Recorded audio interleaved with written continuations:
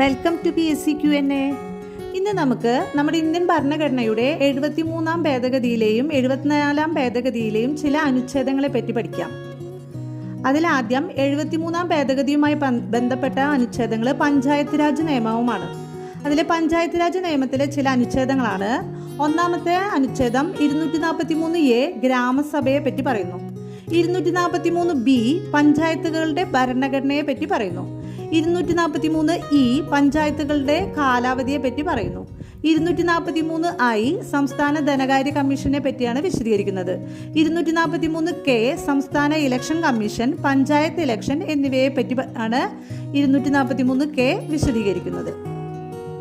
ഇനി ഇന്ത്യൻ ഭരണഘടനയിലെ മുനിസിപ്പാലിറ്റികളുമായി ബന്ധപ്പെട്ട അനുച്ഛേദങ്ങൾ ഏതാണെന്ന് നോക്കാം. അത് 74-ാം ഭരണഘടനാ ഭേദഗതി പ്രകാരമാണ് നിലവിൽ വന്നത്. 243P മുതൽ 243ZG വരെയാണ് ഈ ആർട്ടിക്കിളുകൾ ഉള്ളത്. അതിൽ ഒന്നാമത്തെ അനുച്ഛേദം 243Q മുനിസിപ്പാലിറ്റികളുടെ രൂപീകരണത്തെ പറ്റിയാണ് പറയുന്നത്. ആർട്ടിക്കിൾ 243U മുനിസിപ്പാലിറ്റികളുടെ കാലാവധി. അനുച്ഛേദം 243W മുനിസിപ്പാലിറ്റികളുടെ അധികാരങ്ങളും കടമകളും. 243ZA മുനിസിപ്പാലിറ്റികളിലെ തെരഞ്ഞെടുപ്പ്.